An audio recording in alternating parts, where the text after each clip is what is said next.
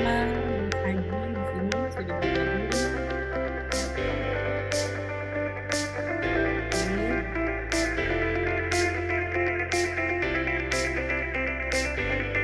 Mutiara sudah saya jadikan co-host ya pada pagi ini.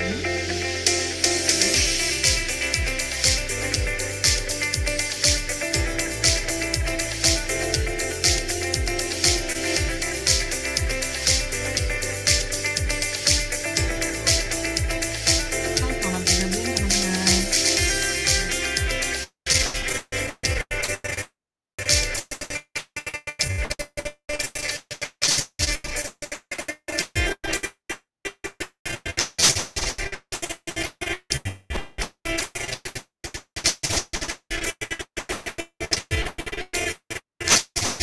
Itu ya yang udah bergabung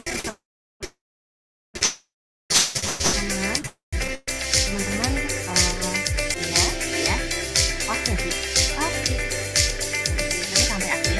Hari ini juga di sini ada selanjutnya akan kita share teman-teman. Tapi akhir. Jadi, siapa yang paling cepat cepat juga gitu ya. Jadi hari ini banyak banget. Teman-teman kan belajar mau kan boleh banget. Belum tapi bagi teman-teman yang penting dan antusias banget Mas Adi, pagi ini kita ada hadiah.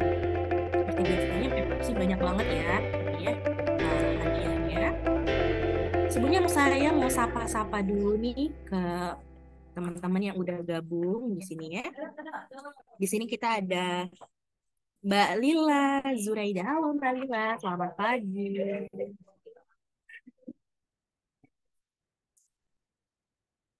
Dan Mbak Lila, Halo, selamat ya. pagi. Iya, thank you ya Mbak sudah gabung. Semoga nanti Ya, bisa ikutin kegiatannya sampai akhir ya. ya, Oke, juga makasih. kita udah hadir Mas Maula Zikri. Halo Mas, Mas Zikri ya saya manggilnya gimana nih? Halo, selamat pagi. Halo, selamat pagi. Oke, udah siap ya dapat materi dari kita ya pagi ini ya? Oke, siap. Oke, Mas Haji ditunggu sebentar ya, kita menunggu teman-teman yang lain.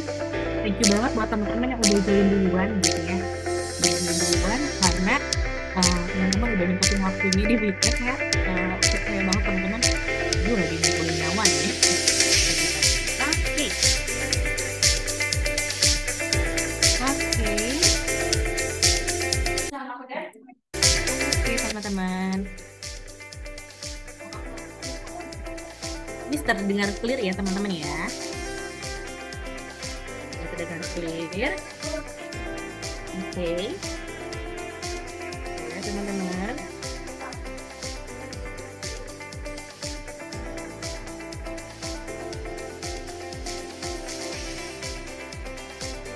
Oke. Oke. Ya, sudah mulai ya teman-teman. Oke, selamat pagi Mas Aji. Mas Aji pagi ini sudah sangat semangat ya, udah on cam juga gitu ya pada kegiatan kita pada pagi ini di sini ya. Oke. Mbak Tiara mungkin bisa di-accept ya teman-teman, mungkin gabung boleh untuk dibuka. Jadi teman-teman pagi ini kita akan memulai ya, kita akan memulai diskusi kita ya. Jadi kita akan sharing. Nah, ini kita kedatangan Mas Syukur Sunaji atau kita panggil Mas Aji. Nah, Mas Aji ini adalah senior tech recruiter di Lion Parcel teman-teman ya. Nah, perlu teman-teman ketahui bahwa Mas Aji juga adalah salah satu member Evasi yang udah lama banget ya, Mas Aji ya. Jadi saya juga lihat Mas Aji juga responnya oke gitu ya, Mas Aji. Halo. Iya, halo, Oke, halo, jadi halo. teman-teman mungkin nanti bisa bertanya dan mendengarkan materi dari Mas Aji yang oke banget nih teman-teman, ilmunya ilmu daging banget ya. Apalagi tema kita pada pagi ini adalah hiring manager, collaborative hiring effective and understand their need. Tentunya teman-teman mau nanya gimana sih sebenarnya yang diperluin gitu ya, diperluin dari hiring manager seperti apa gitu ya. Kalau di perusahaan yang kayak Lion Parcel itu gimana ya gitu ya, kalau memang yang ini gimana ya. Tanpa berlama-lama teman-teman, acara akan kita mulai ya teman-teman. Dan izinkan saya nih memperkenalkan Mas Aji sapa-sapa dulu. Oke, thank you ya yang udah gabung lagi. Halo Mas Arianto, semangat betul nih ya. Oke, bagi teman-teman yang on cam di sini, nanti ada hadiah khusus gitu ya. Saya lihat siapa yang paling aktif di sini. Oke, halo Mas Aji yang sudah bergabung dari tadi ya Mas Halo, Aji. ya. Eh, Suara saya terdengar jelas nggak, Mas, Mbak? ya, suara saya cukup clear ya Mas, kedengaran ya Mas Clear. ya. Iya, suara saya juga clear ya di sana ya. Oke, cukup clear. Oke, Oke, di sini sip. Mas Aji mungkin bisa mungkin nanti dijelasin ya, apa sih gitu ya kiat-kiatnya gitu ya. Nah, kalau boleh tahu nih Mas Aji, sebelum kita mulai, kabarnya bagaimana nih Mas Aji pada pagi ini? Alhamdulillah baik, Mbak. Jujur, sorry, Semangat aku ya? ini jarang banget pakai Zoom sebenarnya. Oke. Jadi Tapi ini first time. Gimana? enggak sih, enggak first time juga. Paling sering pakai Gmeet. Sorry banget ini kalau ada setting kamera. Muka saya kok masih kayak pakai filter kumis ini ya. It's okay Mas, gak apa-apa. Yang Ini penting aku bisa ilmunya. matiinnya. Iya, iya. Oke. Oke. Saat ini Oke. Mas Aji stay-nya lagi di mana ya Mas Aji ya? Tinggalnya saya ya. Mm-mm. Tinggalnya saya sih di daerah Tangerang sih saya. Oh, di Tangerang. Oke, oke, Tangerang. oke. Mungkin Jadi ada teman-teman dari Tangerang di sini. ya, mungkin boleh ya teman-teman yang dari Tangerang gitu ya. Di sini Halo boleh semuanya. untuk eh Wah, Gading Serpong. check-in. Dekat rumah saya. Itu. Ya, saya Deket ya daerah, Mas ya? iya dekat saya. Saya daerah Pagedangan kayak gitu. Oke, mantap. Oke, Mas Aji, thank you ya pagi ini udah nyempetin waktunya.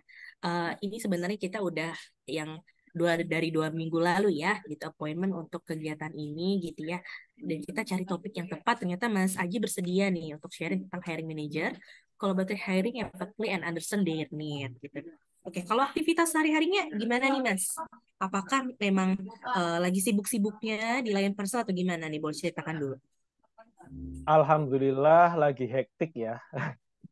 Bersyukur juga kalau ada kerjaan kayak gitu. Artinya kan lagi ada kesibukan kayak gitu. Lagi lumayan banyak juga posisi yang lagi di hiring di line parcel. Khususnya untuk posisi di tech, produk, sama data kayak gitu. Kalau di line parcel seperti itu sih, Mbak. Oke.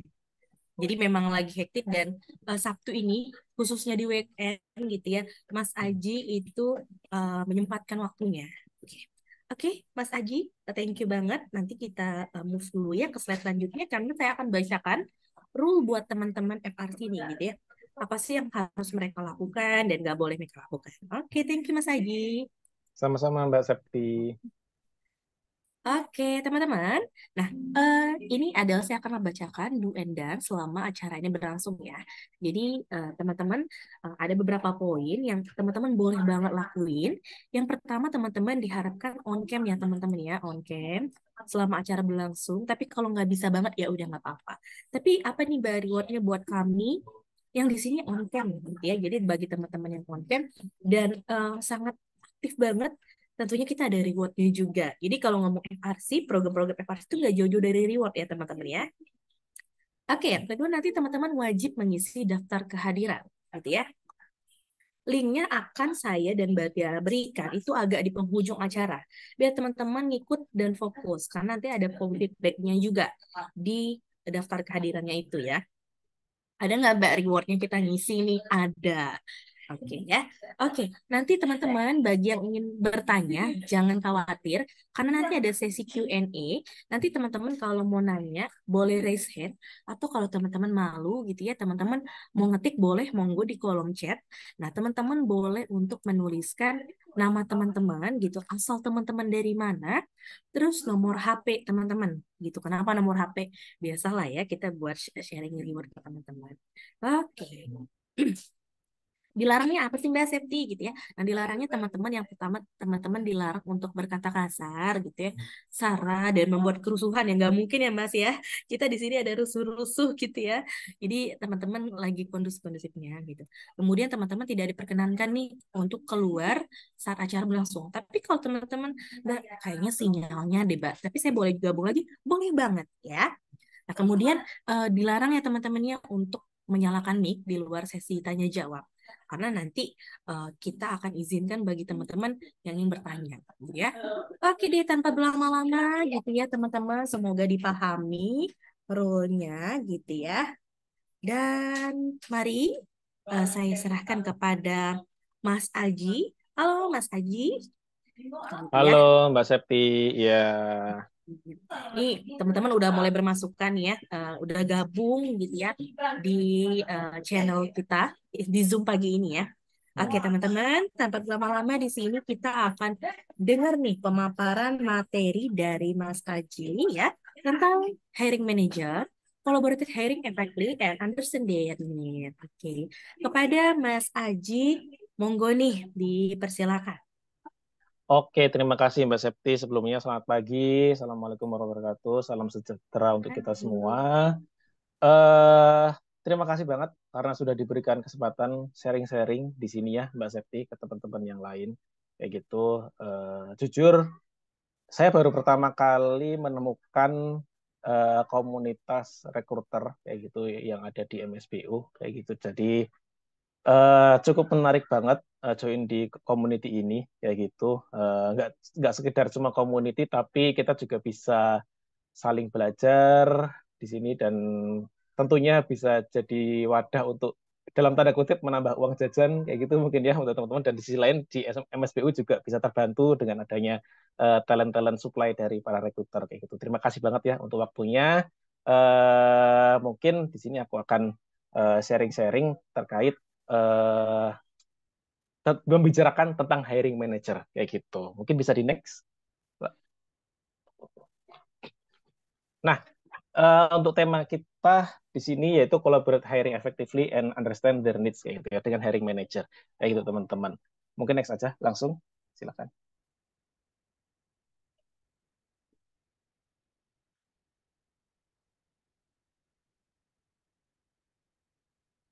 Silakan di next slide-nya. Oke, mungkin sebelum masuk ke pemaparan materinya aku mau kenalan dulu kayak gitu ya. Jadi eh, teman-teman bisa panggil saya Aji, yaitu nama panjang saya Maskur Sunaji. Agak susah mungkin untuk beberapa orang menyebut nama saya. Jadi panggil aja Aji kayak gitu. Jadi saya di sini sekarang masih bekerja di Line Parcel. Sebelumnya saya sebagai rekruter itu di tahun 2018 itu masuk di Mapan, sebuah startup juga di sana, social commerce kayak gitu. Kemudian saya move di Maju Indonesia, startup juga di aplikasi point of sales. Kemudian saya akhirnya sampai sekarang dari 2021, jadi udah kurang lebih 2 tahun di perusahaan logistik Lion Parcel. Jadi Lion Parcel itu perusahaan logistik yang subsidiarisnya Lion Group kayak gitu ya teman-teman. Dan di sini saya ngehandle untuk posisi produk, tech, dan data kayak gitu. Mungkin itu aja perkenalan singkatnya. Mungkin bisa dilanjut. Jadi untuk pertama sih kita mulai dari why ya, dari mengapa sih kita membutuhkan hiring manager kayak gitu teman-teman. Ya seperti kita ketahui bahwa si hiring manager dan kita itu adalah seperti sebuah kesatuan, mungkin kayak yin and yang kayak gitu ya. Nggak bisa lepas satu sama lain kayak gitu.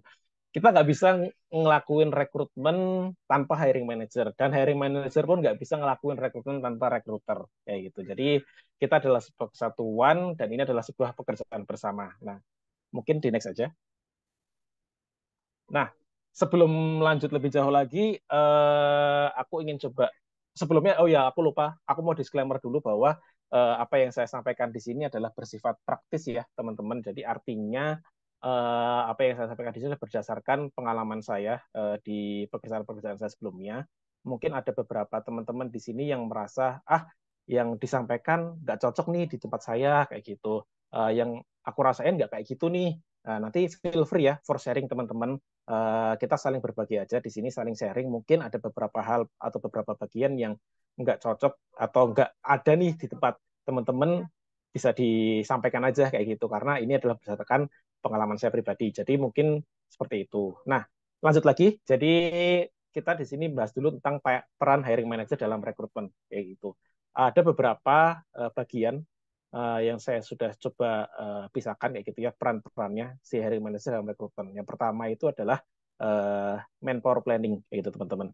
Jadi saat peran pertama dari hiring manager itu dalam proses rekrutmen itu harus menentukan nih gimana sih rencana tim dia ke depannya kayak gitu. Jadi month floor planning itu adalah merencanakan berapa jumlah kebutuhan headcount dalam waktu tertentu. Misal ada beberapa mungkin yang dalam periode per kuartal ada yang beberapa dalam periode per tahun ada kayak gitu macam-macam. Jadi kita sifatnya fleksibel seperti itu.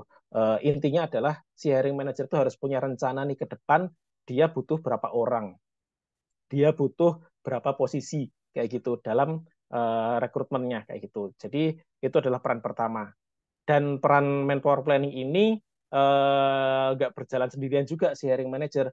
Dia harus berkoordinasi dengan tim HRBP atau tim people partner atau mungkin yang di sini masih jadi satu role-nya antara TA dan BP ya berarti memang harus mendampingi ya gitu dalam proses manpower planning-nya. Nah, dalam manpower planning ini juga harus dianalisa nih teman-teman apakah posisi ini benar-benar butuh atau bukan posisi yang harusnya nggak ada diada-adain. Nah itu bahaya kalau misal harusnya nggak ada diada-adain itu nggak boleh karena itu bisa berpengaruh ke efisiensi cost dan lain sebagainya kayak gitu. Jadi peran kita sebagai seorang HR harus menentukan dan harus memastikan bahwa posisi yang di plan sama si hiring manager ini benar-benar butuh dan benar-benar cocok kayak gitu.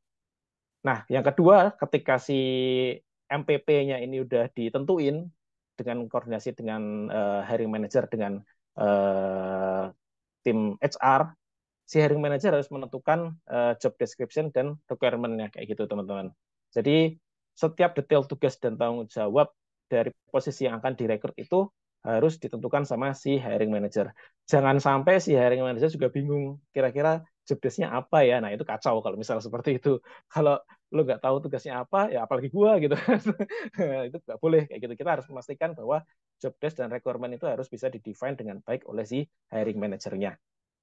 Dan yang ketiga adalah interviewer.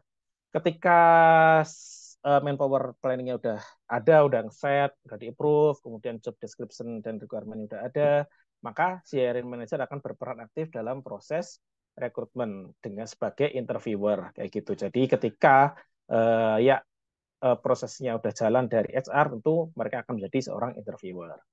Mungkin di next, Mbak, silakan. Nah, untuk yang keempat itu sebagai decision maker, teman-teman. Jadi sebenarnya sebagai seorang decision maker itu bukan hanya perannya si hiring manager doang, tapi peran HR juga ada partnya sebagai decision maker seperti itu. Beberapa contoh mungkin kalau di HR misal ada kandidat referral ya misal ya dari hiring manager bawa orang gitu kan, tolong dong ini di interview kandidatnya udah oke nih dari gua kayak itu udah cocok, oke baik itu di interview dulu sama HR. Ketika HR interview ternyata ada ditemukan beberapa bagian yang kurang cocok atau ada yang mengganjal seperti itu. Mungkin paling banyak itu udah over budget itu ya mungkin udah over budget salary-nya, kemudian sudah tidak bersedia untuk bekerja WFO gitu kan. Saya tidak bersedia Mas untuk WFO, saya lebih memilih remote full kayak gitu. Nah, itu kita harus sampaikan ke hiring manajernya, teman-teman. Jadi ketika kita sudah memvalidasi informasi yang kita dapetin, kita bawa ke si hiring manager, Mas, kandidat lo udah gue interview nih, kayak gini, kayak gini, kayak gini. Ternyata, nah harapannya dari apa yang kita sudah sampaikan itu bisa jadi pertimbangan si hiring manajernya juga kayak gitu. Tapi kalau misal mereka udah kekeh dan ngeyel, ada sih ya, ada beberapa yang bisa tetap kekeh dan ngeyel. Ya kita tetap harus kasih apa ya konsekuensi, tapi lu harus siap konsekuensinya ya kayak gini Mas, kayak gitu. Yang penting gue udah sampaikan di awal kayak gini, kayak gini, kayak gini, kayak gitu. Jadi jangan sampai peran decision maker itu juga hilang dari seorang HR karena kita juga harus memberikan validasi terkait beberapa aspek-aspek non teknikal kayak gitu. Dan yang terakhir itu peran hiring manager sebagai partner kita kayak gitu. Jadi mau bagaimanapun seperti yang aku tadi jelasin di depan bahwa si hiring manager itu nggak akan bisa lepas dari rekrutmen, dari rekruter kayak gitu. Jadi kita harus bisa berperan aktif secara dua arah kayak gitu ya, mengkomunikasikan segala proses informasi terkait rekrutmen dengan kita kayak itu. Harapannya mereka tuh bisa jadiin kita sebagai partnernya kayak gitu. Ketika ada kebutuhan kita harus orang pertama yang dikontak kayak gitu, khususnya untuk rekrutmen. Itu. Silakan next. Nah, bicara soal perbedaannya nih terkait recruiter dan hiring manager untuk di bidang rekrutmen kayak gitu ya. Jadi kalau recruiter itu menurut hemat saya ya teman-teman, jadi recruiter itu bahkan akan lebih banyak menggali dari sisi non-technical kandidat. Seperti yang pertama, motivasinya seperti apa, kemudian yang kedua, soft skill-nya bagaimana, yang ketiga, attitude-nya kayak gimana, dan culture fitness dari si kandidat, kayak gitu. Jadi intinya di non-technical, kayak gitu. Jadi kita berusaha untuk menggali secara personality kandidatnya, mungkin bisa menerapkan behavioral event interview, atau bisa pakai STAR framework kayak gitu ya, situation, task, action, and result kayak gitu. Jadi mungkin bisa menerapkan itu. Nah, kita sudah interview, kita bawa nih ke hiring manager. Namun kadang ada beberapa checklist technical juga yang harus kita tanyain, nggak cuma ini doang kayak gitu. Tapi nggak terlalu dalam secara teknikalnya. Jadi that's why kita sebagai seorang tech recruiter juga harus ngerti nih bahasa-bahasa teknikal yang dikerjain, misal orang back end, front end, atau DevOps, atau orang produk, kita juga seenggaknya harus ngerti. Ketika kita udah checklist sesuai dengan requirement technical, kita bawa ke si hiring manager, dan si hiring manager ini akan banyak menggali lebih banyak dari sisi technical nih dan culture fitness di tim mereka secara sudut pandang mereka kayak gitu. Nah, untuk memvalidasi technical skill ini, salah satu tools yang dipakai itu bisa membuat dengan test case kayak gitu. Jadi test case itu mungkin aku rasa hampir semua posisi di engineering, software engineer atau tech itu pasti ada test case-nya, karena itu salah satu cara untuk lebih mudah memvalidasi kira-kira si anak ini jago nggak sih, kayak gitu, bisa ngoding nggak sih. Nah, itu pakai test case. Sedikit mungkin ada yang cukup interview, ada kayak gitu, tapi ada beberapa yang memang harus ada test case-nya seperti itu. Mungkin next. Nah, untuk next-nya ini ada beberapa kolaborasi efektif dengan hiring manager yang aku coba bagi menjadi beberapa bagian ya teman-teman. Jadi sebelumnya udah membicarakan tentang bagaimana kita berhubungan dengan mereka dan lain sebagainya, mereka tuh perannya seperti apa. Nah, ada beberapa bagian yang coba aku bagi. Jadi yang pertama itu adalah pre-screening stage, yaitu tadi kan ada perannya sebagai manpower planning loh. Manpower planning itu masuk ke dalam pre-screening stage teman-teman. Jadi kita harus memahami job description, requirement dengan bersama dengan hiring manager.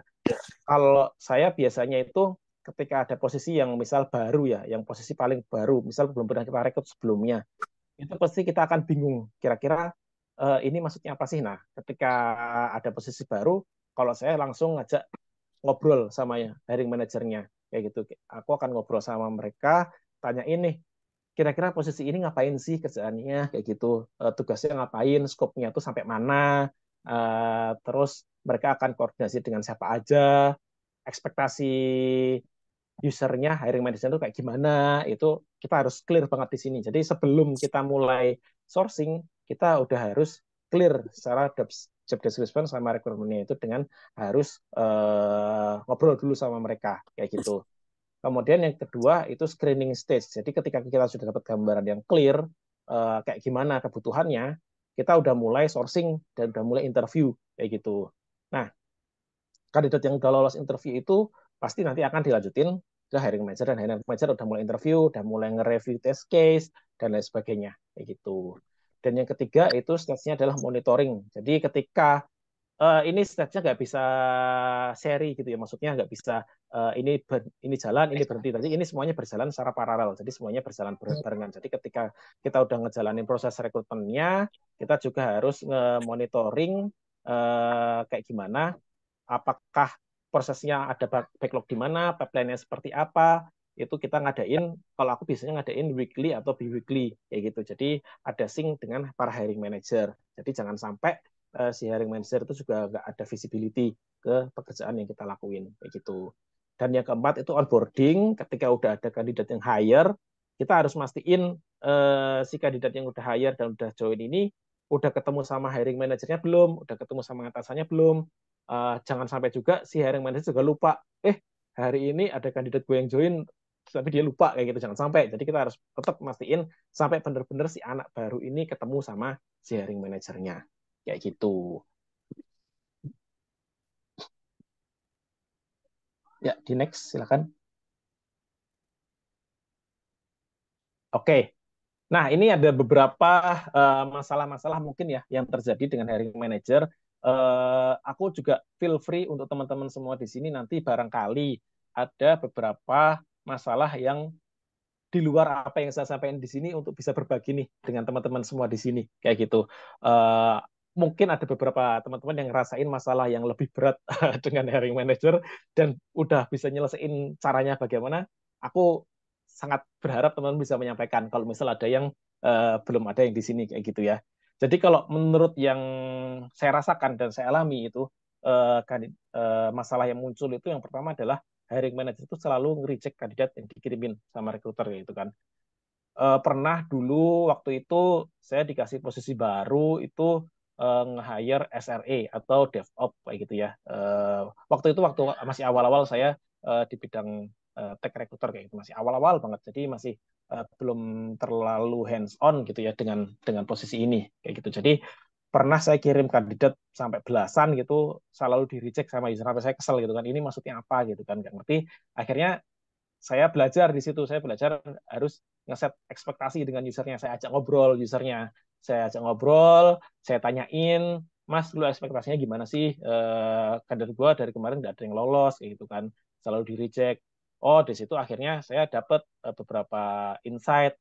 Lu harus cari orang kayak gini, Ji, yang harus punya skill set seperti ini.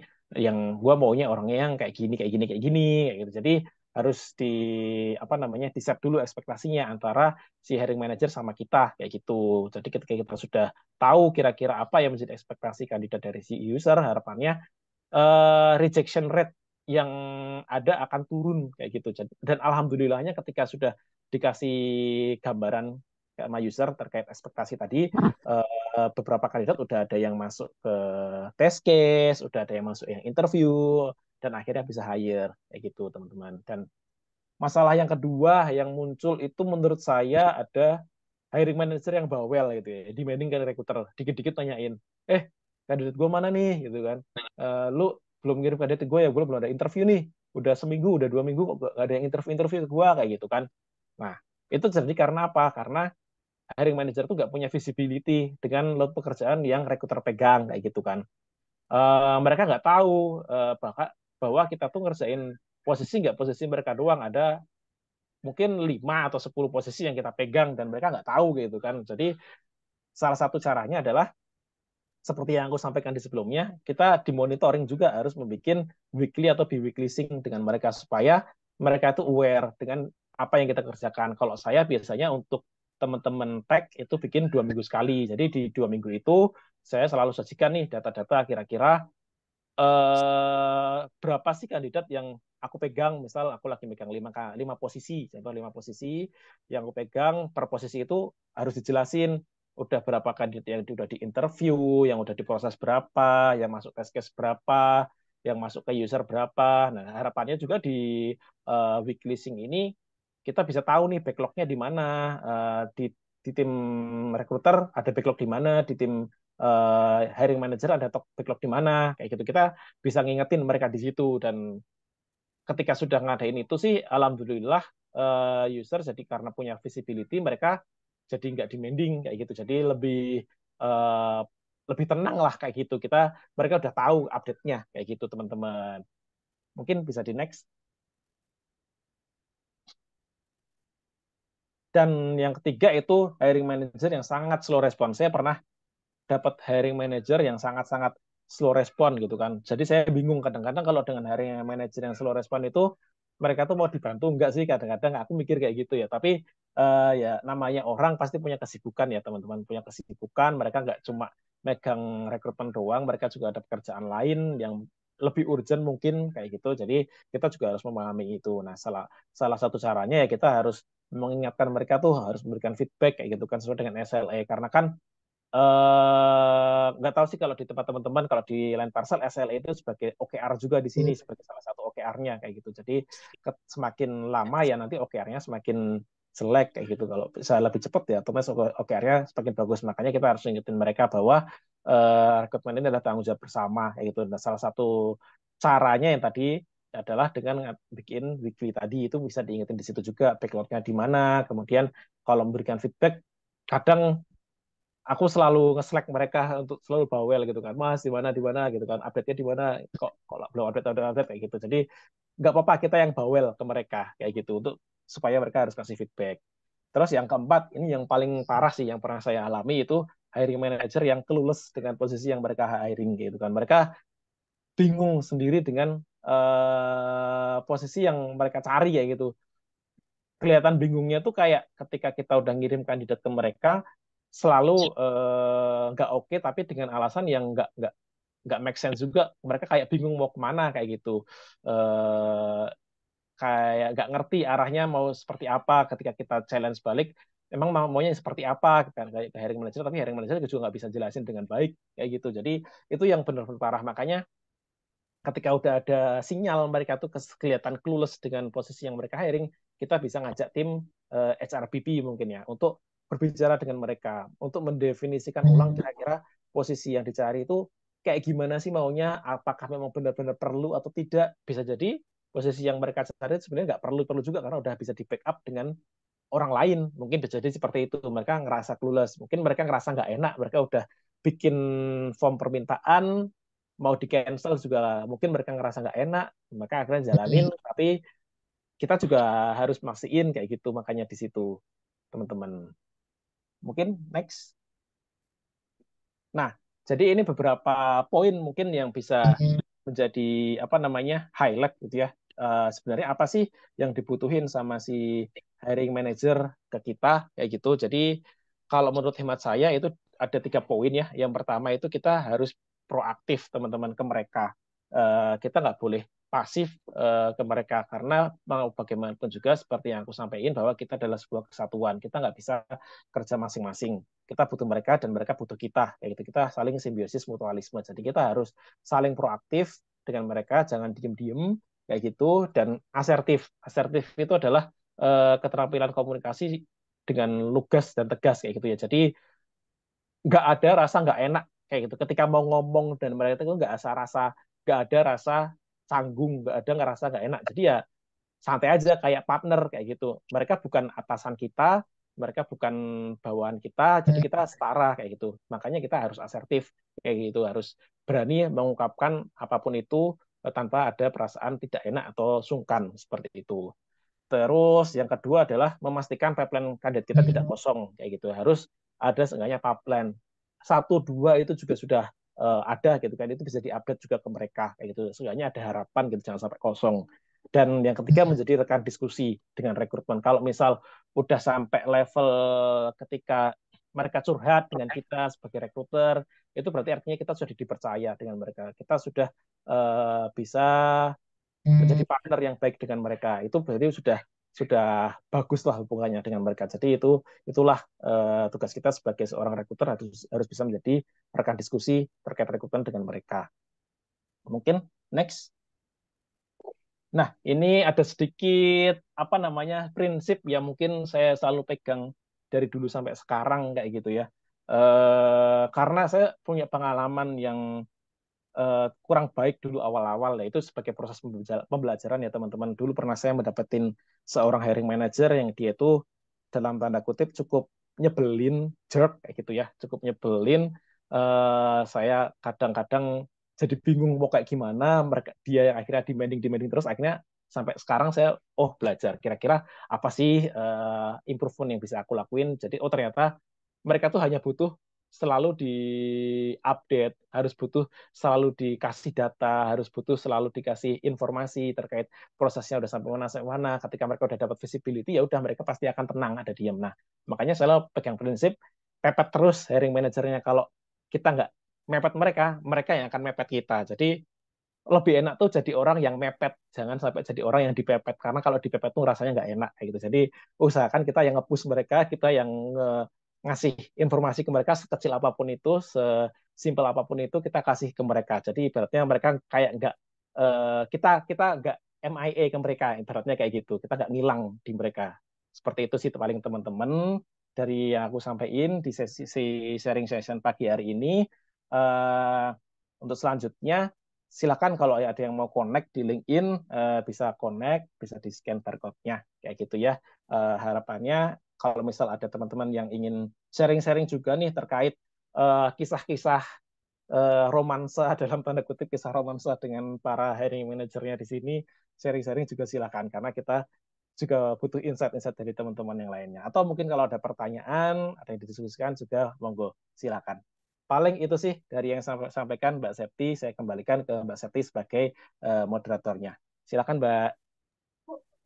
Oke, terima kasih Mas Aji ya, sangat menarik ya. Jadi ada beberapa poin of view tentunya dari Mas Aji sebagai tech recruiter itu maunya seperti apa ya teman-teman di sini. Nah, selanjutnya kita ada sesi Q&A tentunya ya teman-teman. Tapi sebelum ke sesi Q&A saya ingin bertanya nih Mas ya. Jadi kalau itu kan mungkin kita lebih ke corporate gitu. Saya ingin bertanya nih mungkin dari perspektif Mas Aji nih, mungkin teman-teman FRC di sini kan banyak juga nih sambil-sambilannya ya, baik mereka freelance di company A atau company B. Nah, itu kan biasanya ada beberapa poin ya, Mas, ya, yang dijabarkan. Mungkin job list-nya lah. Kalau kita di FRC banyak banget job list-nya. Itu kira-kira gimana sih, Mas? Tipsnya buat para tech recruiter yang mungkin kayaknya lebih mencocokkan nih masing-masing kebutuhan gitu ya dari hiring manager dari berbagai company kan berbeda-beda. Nah, kalau dari Mas Aji itu seperti apa ya? Untuk gimana Mbak untuk mencocokkan ke mananya? Sorry tadi. Iya gitu, mungkin requirement-nya gitu ya dengan banyaknya requirement gitu ya. Mungkin teman-teman kan freelance-nya banyak juga ya gitu ya di berbagai Mm-mm. company. Untuk mencocokkannya nih, oh ini jenisnya kita ambil kandidat yang seperti ini. Nah kalau dari point of view-nya Mas Aji itu seperti apa?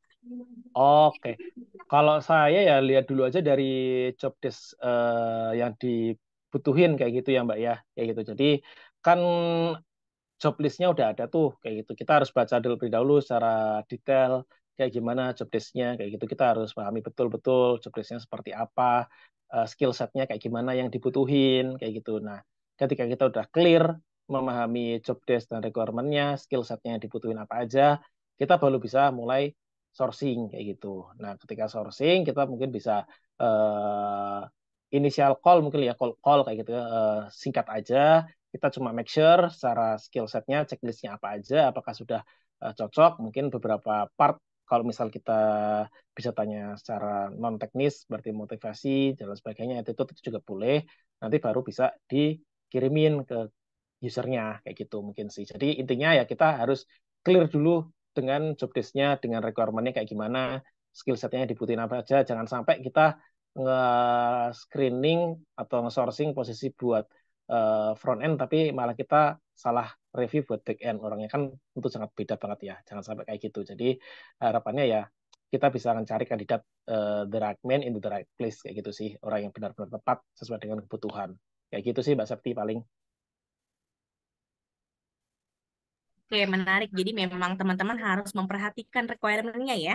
Apalagi kan mungkin teman-teman bergabung di FRC atau mungkin di freelance lainnya gitu ya. Teman-teman Hmm. nggak ketemu nih hiring manajernya secara langsung ya Mas ya. Jadi ada Hmm. beberapa diskusi juga terbatas. Jadi memang balik lagi ya ke teman-teman, itu teman-teman sebagai tech recruiter untuk memperhatikan skill set-nya ya yang dibutuhkan. Oke, Betul. oke. Kalau begitu saya buka ini untuk 3 orang penanya. Teman-teman bisa raise hand. Waduh, udah ada nih.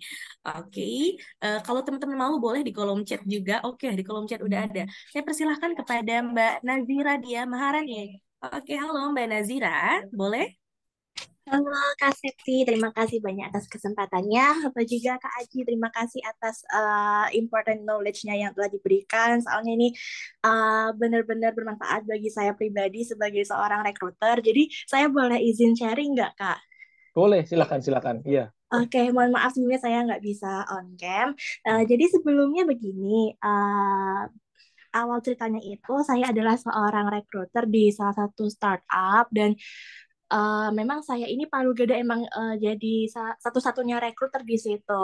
Nah, Oh. sekarang ini kami masih ada kekosongan posisi untuk posisi lead atau istilahnya itu kayak semacam senior gitu. Sedangkan di kami ini banyak junior yang butuh dibimbing seperti itu. Nah, sekarang ini kan saya kalau pelaporan itu kan langsung ke langsung ke direksi ya Kak ya. Jadi dari direksi itu selalu meminta kalau kita itu hiringnya full stack developer aja, tapi untuk skill setnya harus begini begini begini. Jadi kayak skill setnya itu terlalu banyak dan saya pun juga sebenarnya nggak yakin kalau seorang full stack itu bisa mempunyai skill set yang sebanyak itu dan bahkan bisa dipisah menjadi posisi yang berbeda seperti itu. Tapi atasan saya ini memang tipe orang yang uh, susah untuk diberikan saran. Jadi ya udah saya coba untuk menuruti apa yang dia mau dulu seperti itu. Tapi pada akhirnya setelah 2 minggu atau mungkin hampir 3 minggu jalan ya, kos yang terbuang banyak. Terus habis itu applicants yang sebenarnya itu memenuhi kualifikasi jadi banyak yang ditolak. Terus teman-teman junior developer itu pada bilang ini loh Mbak sebenarnya bukan seorang full stack developer yang begini yang kita butuhkan, tapi lebih ke technical lead yang begini gitu. Nah, saya merasa emang untuk sekarang ini harus ada manpower planning yang kuat. Maksudnya dalam artian saya mengajak bos saya untuk berdiskusi bersama teman-teman developer agar needs-nya itu bisa sesuai gitu. Cuman karena balik lagi karena ini baru pertama kalinya kita mengalami hal seperti ini dan perusahaan ini benar-benar startup gitu ya Kak ya. Jadi saya masih bingung untuk mengarrange-nya itu seperti apa. Apalagi balik lagi atasan saya ini emang sukar untuk menerima pendapat seperti itu. Nah, menurut pengalaman Kak Aji atau mungkin apakah Kakak punya insight-insight untuk mengalami hal seperti ini tuh harus seperti apa gitu. Terima kasih banyak Kak Aji. Oke, lumayan ini ya, lumayan berat nih pertanyaan, tapi bagus banget nih. Karena aku juga dulu pernah ngerasain agak-agak mirip kayak gitu ya, kayak Nazira ya di startup sebelumnya. Memang kalau salah satu culture di startup itu kan memang nggak ada boundaries ya, jadi bisa langsung sama C-levelnya langsung kayak gitu ya. Dan aku respect sama Mbak Nazira sebagai seorang full stack recruiter berarti ya di sana ya, seorang full stack recruiter nih, bukan full stack engineer. Iya Kak. Jadi full stack banget dari end to end dikerjain semuanya, mantep banget sih. Salah satu poin yang bisa diambil pembelajarannya ke Kak Nazira ketika dihadapin kondisi kayak gini, yang pertama adalah itu adalah proses pembelajaran Kak Nazira. Anggap aja ini adalah proses pembelajaran yang harus dilalui karena aku sangat yakin apa yang Kak Nazira alami sekarang itu pasti akan bermanfaat ke depan kayak gitu. Di mungkin entah journey-nya ke depannya mau kemana itu pasti akan bermanfaat apa yang dirasain Kak Nazira sekarang. Nah, memang salah satu tugas kita sebagai seorang HR itu bisa memberikan edukasi ke user, apalagi ke owner yang mereka bukan bukan backgroundnya di HR ya, mereka asal pengen ya udah cari aja full stack kayak gitu kan, yang bisa semuanya, yang bisa palu gada, karena pertimbangan mereka harus cost efisiensi dan lain sebagainya, dan sebagainya gitu kan. Tapi memang kita harus memberikan edukasi ke mereka bahwa apa yang Kak Nazira lakuin udah benar sebenarnya, memberikan edukasi ke mereka nggak semuanya itu harus di full stackin loh kayak gitu. Karena apa? Full stack itu secara knowledge itu kalau menurut pendapat userku ya, full stack itu secara knowledge itu so-so kayak gitu. Mereka nggak strong di back end, nggak strong di front end, nggak strong di mana-mana. Mereka cukup tahu aja kayak gitu secara basicnya. Jadi jangan berharap banyak sama orang full stack kayak gitu ya. Maksudnya tapi ya ini bukan mengecilkan teman-teman full stack ya.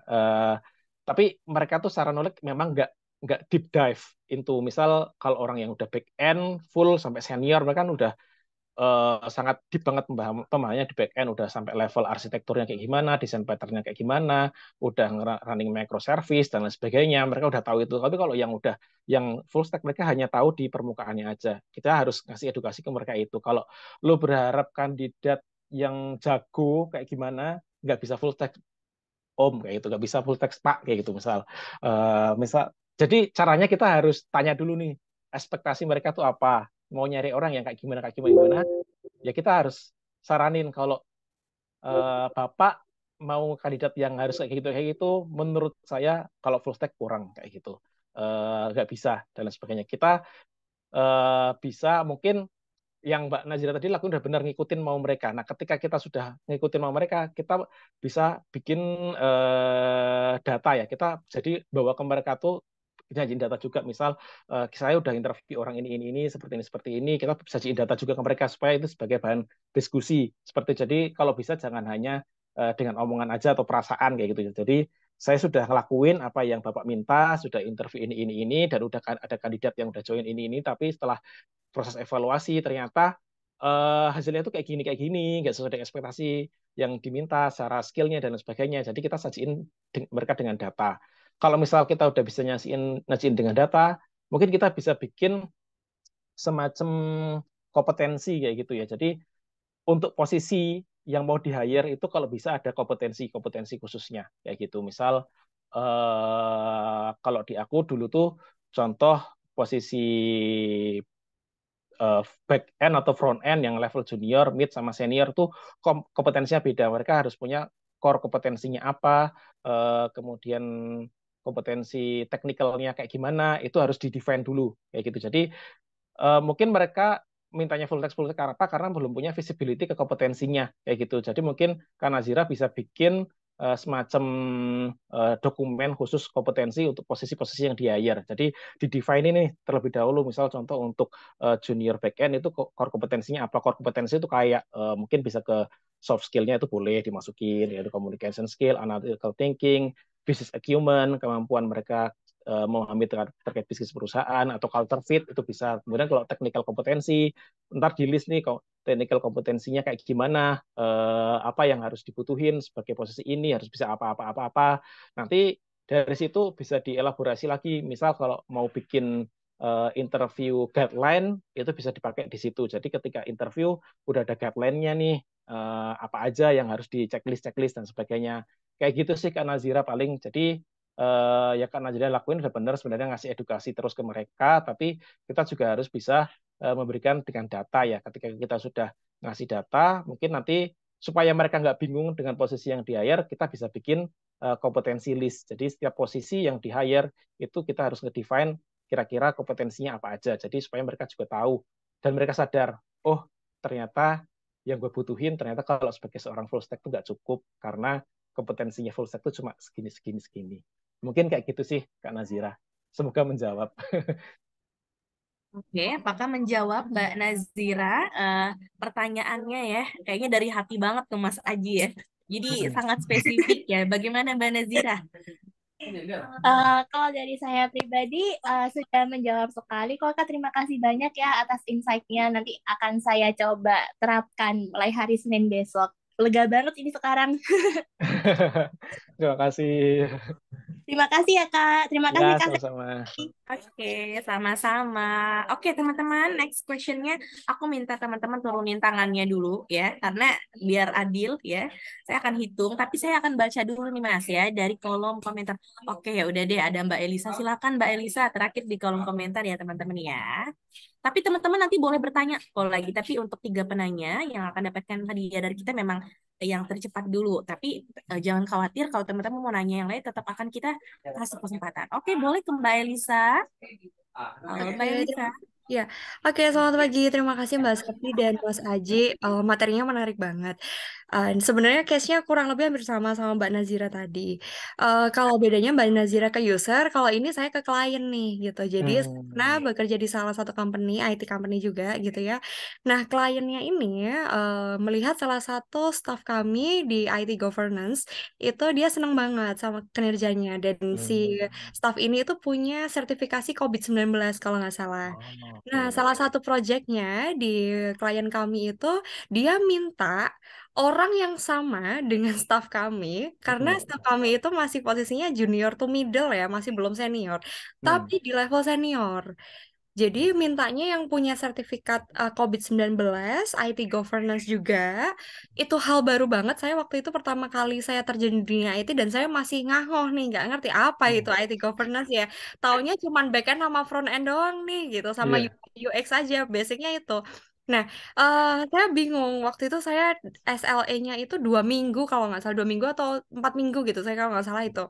Nah, terus usernya itu karena klien ke user gitu ya. Jadi usernya itu ngejar terus saya, kayak manajernya tuh ngejar, ini gimana udah dapat belum, udah dapat belum. Nah, saya nemu salah satu orang bahwa oh ini ada tapi nggak ngerespon. Saat itu saya carinya di LinkedIn, saya approach di LinkedIn, saya nggak, oh ini orang nggak ngerti, nggak apa ya, nggak ngasih feedback lah gitu. Nah terus saya bilang ke manajer saat itu, gini, gimana kalau kita promosikan anak ini gitu. Tapi dari manajer menolak, nggak bisa, pokoknya harus yang COVID-19 dan harus yang terbiasa di IT governance dengan mungkin range experience-nya di angka 4 sampai 5 tahun gitu. Nah, itu kemarin Senior. saya cukup, ya senior Mas. Masalahnya yang kita punya, stok yang kita punya tuh masih level junior, masih 2 tahun join, bahkan dia masih yang handle projectnya, masih handle project lain juga gitu. Nah, kalau dari sudut pandang Mas Aji nih, mengatasi hal seperti itu, selain kita kan sebenarnya aku juga udah ngasih edukasi atau aku ngasih solusi lain ya dengan cara promosi jabatan ke anaknya, sedia atau enggak, atau mungkin ada staff lain yang mau ngambil COVID. Karena saat itu pengambilan COVID-19 itu di perusahaan yang sebelumnya itu adalah salah satu sertifikat yang mahal dan cukup menguras tenaga. Kalau misalkan ada satu staff yang kita korbanin untuk belajar itu dulu. Beberapa staff di tempatku saat itu susah kalau diajak promosi. Jadi promosi jabatan tuh malah ya udah pada nggak ngambil gitu loh Mas Aji gitu. Nah, kalau dari sudut pandang Mas Aji gimana nih? Terima kasih sebelumnya. Oke, Mbak Elisa berarti kerja di kayak headhunting gitu ya, berarti ya ke klien-klien gitu ya? Sebenarnya kalau headhunting enggak, jadi dia itu lebih ke IT company, Mas. Dia IT company, Oh, IT consultant, tapi kita punya klien. Jadi klien oh, kita itu sebenarnya kita kan anak perusahaan nih, Mas. Saat itu tuh klien kita cuman ya udah induk perusahaan itu aja, holding perusahaan itu aja. oh, I Tapi see. karena dirasa dari holdingnya, wah kayaknya profit nih kalau kita kliennya nggak cuma kita doang. Akhirnya kita ngambil klien dari beberapa BUMN, kalau enggak ya swasta gitu. Nah saat itu kliennya MRT kalau nggak salah, terus mintanya COVID-19. Itu Mas Haji. Oh, oke. Jadi yang aku tangkap talent pool yang Mbak Elisa punya itu belum ada yang sesenior yang dimau sama si Iya, klien ini kayak gitu ya. iya bener Mas. Oke, Nah kalau oke. kayak gitu tuh gimana nih Mas cara ngedukasi ke user? Karena kan jatuhnya sama ya kayak Mbak Nazira tadi. Kita tetap ngebuang-buang waktu juga gitu sih Mas. Makasih. Oke, noted. Ini agak berat nih karena memang harus menurunkan ekspektasi ya gitu ya si Iya, usernya ya harus iya. tahu. Tapi gini Mbak, kalau ada salah satu cara yang dilakuin sama ya kita sebutlah headhunting gede gitu ya, yang mungkin kita bisa contoh bareng-bareng di sini. Mereka itu selalu menjadikan talent pool-nya itu sebagai benar-benar aset kayak gitu. Misal once kita punya talent pool yang benar-benar kita rasa itu sangat valuable gitu ya, sangat-sangat ini orang tuh sangat aset gitulah, nggak oke secara skill set, secara pengalaman sebagainya itu eh, kita misal aku sih sebagai seorang headhunting gitu ya, aku bakal selalu keep connect sama dia gitu. Mungkin selama 3 bulan sekali saya hai aja nge-WA gitu kan. Halo Pak atau halo Mbak, sekarang gimana kerjanya di mana kayak gitu. Jadi atau secara 6 bulan sekali kayak gitu kita bisa mereka kayak gitu kontak mereka atau ngajak ketemuan diajak ngobrol itu juga nggak masalah sih kayak gitu jadi ngejaga hubungan dengan talent-talent pool yang memang dianggap valuable kayak gitu jadi ketika nanti ada kebutuhan yang membutuhin aset orang yang benar-benar oke, kita tinggal ngontak mereka gitu mereka pasti ingat kita gitu kan. Eh, karena saya pernah nih ada ya kan aku juga di sini pakai jasa jasa headhunting gitu ya. Dan salah satu kandidat yang di closingin sama headhunter itu masuk ke line parcel gitu kan. Dan waktu itu nanyain ke aku sih, halo Mas, Pak ini masih di line parcel nggak ya kayak gitu ya. Cuma ngecek doang kayak gitu. Sekarang di mana dianya kayak gitu. Jadi walaupun udah di closingin, mereka tuh tetap keep contact gitu, berusaha untuk update kabar si kandidat itu kayak gimana. Jadi mereka tuh selalu udah punya list kandidat-kandidat yang memang valuable dan mereka selalu berkala secara periodik tuh bakal nge-contactin mereka buat nanya sekedar kabar doang. Jadi sekali akan butuh posisi, misal di posisi perusahaan lain, kita tinggal kontak orang ini. Pak, ini kebetulan aku punya klien nih, kliennya lagi butuh orang yang kayak bapak kayak gini, misal apakah sekarang Bapak lagi open opportunity nggak ya, kayak gitu. Nah, bisa kayak gitu sih paling Mbak Elisa. Jadi mungkin dimulai dari situ ketika nanti udah punya, mungkin ya ini nggak langsung proses langsung bisa jadi ya, tapi ini butuh waktu kayak gitu. Ketika nanti misal antisipasi aja mitigasi, butuh talent yang memang benar-benar top kaliber gitu ya. Kita sudah ngepooling ketika udah dapat CV yang memang oh ini top kaliber, kita harus keep gitu kan database-nya, kita keep, kita harus secara berkala ngajak ngobrol mereka, cuma WA juga boleh, kayak gitu sih Mbak Elisa. Di sisi lain edukasi juga benar, udah ngelakuin, kadang kita juga butuh masukan ke mereka sih. Aku nggak tahu Mbak Elisa udah nanya apakah mereka tuh ada solusi juga enggak kayak gitu kan. Kita udah ngelakuin berbagai macam cara dan lain sebagainya. Ternyata itu memang sudah susah. Apakah mereka juga punya solusi? Jangan sampai mereka juga nggak ada solusi dan sebagainya. Karena kalau mereka nggak punya solusi ya kita juga bingung kayak gitu. Kayak gitu sih paling Mbak Elisa. Apakah mereka punya kompromi juga bisa nurunin ekspektasinya kayak gitu sih paling dari aku. Oke, Ada feedback? oke, baik. Berarti ini ya, manage talent pool sama Mm-mm. negosiasinya agak lebih kita gencarin, kita pepet terus gitu ya, Mas Haji ya. Iya betul, dan kasih update aja Mbak, aku udah ngeproses nih kandidat Mhm. segini-segini. Misal dirimu kan approaching di LinkedIn banyak ya, Iya. banyak banget. Mungkin mereka nggak punya visibility itu. Pak, aku udah nge-approach kandidat. Kalau aku biasanya pakai Google Spreadsheet, aku kasih list aja yang kandidat yang udah aku approach tuh siapa namanya, link profilnya kayak gimana, statusnya apa, udah approach.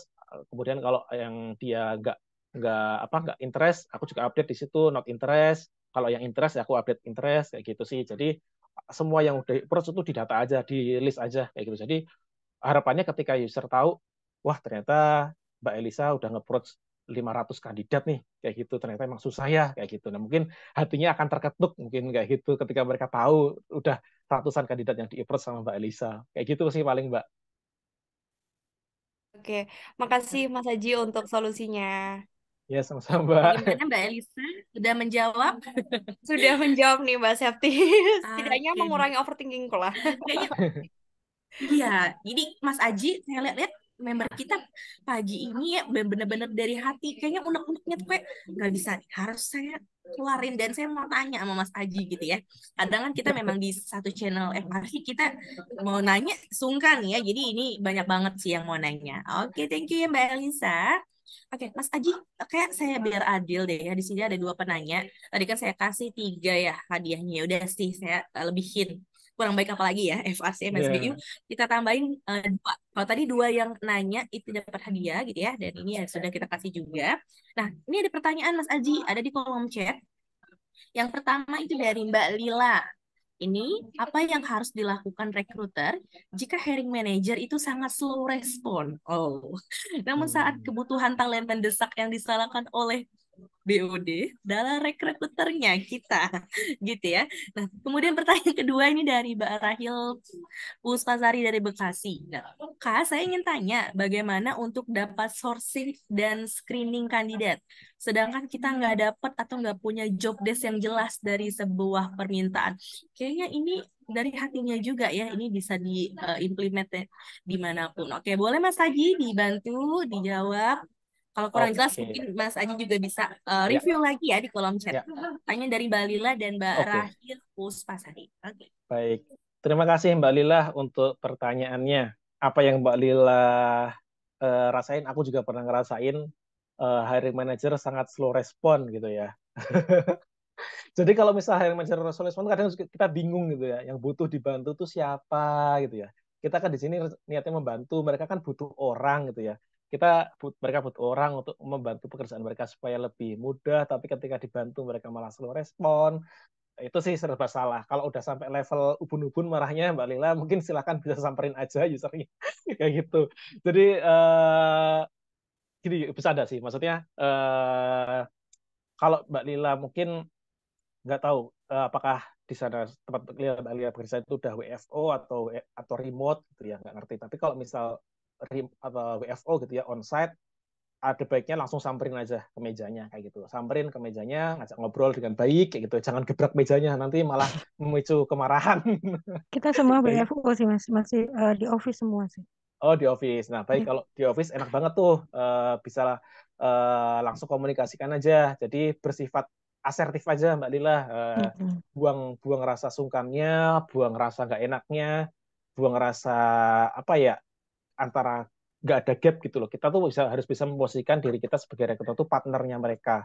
Kita tuh setara dengan mereka. Mereka bukan atasan kita. Kita levelnya tuh sama kalau sebagai partner gitu ya. Jadi harus bisa komunikasikan secara asertif, langsung WA mungkin atau bisa ditelepon, tanyain, Mas, Pak, ini gimana ya update-nya terkait kandidat yang aku kirimin, kok belum ada respon-respon nih, kira-kira butuh dilanjutin nggak ya hiring untuk posisi ini, karena kandidat yang kita proses tuh nggak cuma diproses di kita doang loh, mereka juga proses di tempat lain. Kalau misal kertikung sama rekruter lain kan sakit ya rasanya. Maksudnya kalau misal kandidatnya oke nih kita yakin, tapi kena tikung rekruter lain kan jadi yang sedih kita udah buang waktu kayak gitu. Kita kasih pengertian seperti itu Mbak Dila. Jadi Aku kalau selalu misalnya ke BOD-nya gitu, ke BOD-nya juga disampaikan bahwa sebenarnya yang slow respon bukan recruiter, apa kayak gitu juga oke gitu. gimana, sorry Mbak Lila? Jadi Kurang misalnya paham. kan gini, BOD-nya kan selalu nyecernya ke recruiter. Nah, Oh, oke. apakah bisa, maksudnya masih etis gitu disampaikan ke BOD bahwa sebenarnya bukan kami, bukan recruiter yang slow respon, tapi hiring manajernya gitu. Apakah Oke. bisa gitu disampaikan gitu juga? Gitu? Oke, kalau memang nyatanya seperti itu bisa-bisa aja sih Mbak, sampaikan saja. Tapi ya dengan cara yang polite gitu ya, yang sopan aja kayak gitu, nggak usah memicu peperangan dalam tanda kutip kayak gitu ya. Kita Ya, harus, tapi kalau bisa pakai data Mbak. Mungkin Mbak Dila bisa bikin tracking gitu kan. Kalau misal udah pakai ETS enak tuh ke tracking kandidat ini kapan diprosesnya, sampai stage kita rekruter itu berapa hari diprosesnya. Nah ini masuk ke usernya nih, masuk ke hiring manajernya, udah ngepull berapa lama nih di usernya sampai tanggal berapa belum diproses-proses kayak gitu. Kalau bisa bikin trackingannya kayak gitu. Jadi per kandidat itu udah ada trackingnya. Dia tanggal berapa di screening, tanggal berapa di interview sama HR, tanggal berapa dia test case, tanggal berapa dia interview user, itu harus ada datanya kayak gitu. Jadi ketika sama Bio ditanyain, Pak, saya bawa datanya nih Pak, ini trackingannya. Kandidat ini ternyata udah ngendok lama nih di usernya nih kayak gitu. Udah dari tanggal sekian-sekian kayak gitu. Nah itu sih bawa data. Jadi kalau misal dengan data mereka pasti akan tahu lah kayak gitu sih. Oke. Ya, makasih Mas ya. Oke, sama-sama Mbak. Yang kedua ya dari Mbak Rahil. Oke, Mbak Rahil. Iya, dari Mbak Rahil, Mas Aji. Monggo, Mas Aji. Mbak Rahil mau nyalain mic atau dibaca aja? Nyalain Boleh mic aja deh lah ya. kayaknya ya, silakan Mbak Rahil. Lebih plong kayaknya ya. Kalau dibandingkan di kolom chat gitu, boleh dipersilakan Mbak Rahil. Oke, terima kasih Mbak Aji dan Mbak siapa tadi ya? Bosnya yang nggak kelihatan di layar saya. Itu sebelumnya saya ucapkan terima kasih karena saya dikasih kesempatan buat on cam dan kasih live juga. Tadi sebenarnya saya pengen respon yang dari Mbak Lila karena saya sempat mengalami hal yang sama juga, mungkin dari beberapa rekruter yang lain juga mengalami hal yang sama. Tapi kita ke pertanyaan saya dulu kali ya. Jadi saya ini kan sebenarnya masih baru nih di tech recruiter gitu. Kemudian ini juga pengalaman dari sebelum-sebelumnya juga. Saya mau tanya bagaimana cara Mas Aji atau mungkin teman-teman di sini yang bagaimana cara mendapatkan sourcing dan screening kandidat, tapi dengan permintaan yang job desk-nya nggak jelas. Memang sih requirement-nya jelas, minimal pengalaman sekian, kemudian minimal usia sekian, kemudian dan segalanya lah gitu dengan kualifikasi lainnya. Oke, requirement-nya jelas, tapi job desk-nya nggak jelas. Atau kalau misalnya kita kerja di corporate, itu yang biasanya terjadi adalah si hiring manager mau bikin jabatan baru, tapi job desk-nya belum ada, struktur organisasinya belum masuk. Nah, gimana tuh nyari kandidatnya? Itu saya ngalamin itu di beberapa perusahaan sebelumnya. Gitu. Terus terkait yang Mbak Lila, saya boleh kalian komen ya Mbak ya. Saya dulu mengalami hal yang sama Mbak Lila. Cuma tadi saya sempat dengar Mas Aji bilang bahwa kita itu setara gitu sama hiring manager atau user. Kalau menurut saya sih Mas, mohon maaf nih, saya antara setuju enggak. Soalnya hiring manager itu kan jabatannya manajer, ibarat struktur organisasi dia di atas kita gitu. Iya, iya. Jadi ada pekewah kalau kata bahasa orang Jawa Iya, iya, benar. gitu. Jadi kan nggak enak gitu. Nah, kita bisa, kalau menurut saya, kita bisa maju, tapi yang maju itu adalah manajer kita. Jadi kita bawa data kita ke manajer gitu. Ini Pak, tolong dong dibantu. Tapi kalau manajer kita nggak bisa majuin kita, yaitu akan sulit dan stuck seperti itu sih kalau menurut saya, karena kan kita kerja di Indonesia pasti ada yang namanya etika, pekewah gitu. Nah, terkait itu juga gimana sih ngilangin rasa pekewah terhadap user yang di atas kita jabatannya. Sekian, mungkin jadi 2 nih pertanyaannya, mohon maaf sebelumnya. Oke, bener. Mbak Rahil, thank you banget untuk masukan tambahannya. Aku juga setuju terkait itu. Kalau misal kita punya manajer gitu ya, bolehlah kita minta tolong support manajer kita untuk bantuannya mengekskalasi gitu ya, apa persoalan yang kita miliki kayak gitu. Itu juga boleh kayak gitu. Terus untuk menghilangin pekewuh gitu kan, ya saya juga orang Jawa Mbak kayak gitu. Itu salah satu DNA yang mendarah daging dalam kromosom saya, sifat pekewuh itu pasti selalu ada kayak gitu. Cuma aku belajar banyak sih Mbak, prosesnya itu seperti yang aku sempat singgung tadi di depan. Aku pernah dapat user yang mana dulu tuh aku ngerasa kayak pekewuh kalau sama mereka, kalau misal lagi event, misal gathering atau apa, ngobrol tuh kayak nimbrung gitu, kayak malu atau kayak apa ya, sungkan dan lain sebagainya kayak gitu. Aku dulu pernah ngerasain itu. Cuma di sini aku memposisikan sebagai partner. Jadi kalau secara istilahkan partner kan kita satu level ya, partner gitu kan, bukan atasan. Secara organisasi memang iya, dia secara organisasi levelnya di atas kita. Tapi kalau secara pekerjaan rekrutmen kita itu adalah partner kayak gitu. Jadi sopan, tetap iya sopan.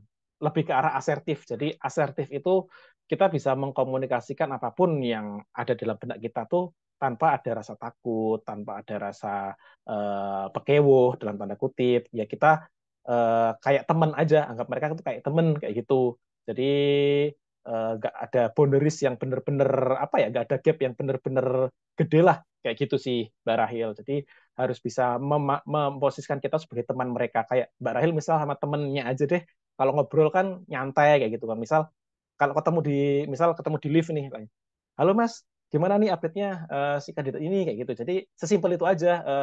Kalau misal ketemu di jalan, kita lagi ada proses kandidat dia, tapi dia belum update gitu kan, tanyain, halo Mas, gimana kandidat ini udah di feedback belum kayak gitu. Oh iya, lupa gue Mas gitu kan. Ntar ya gue update kayak gitu.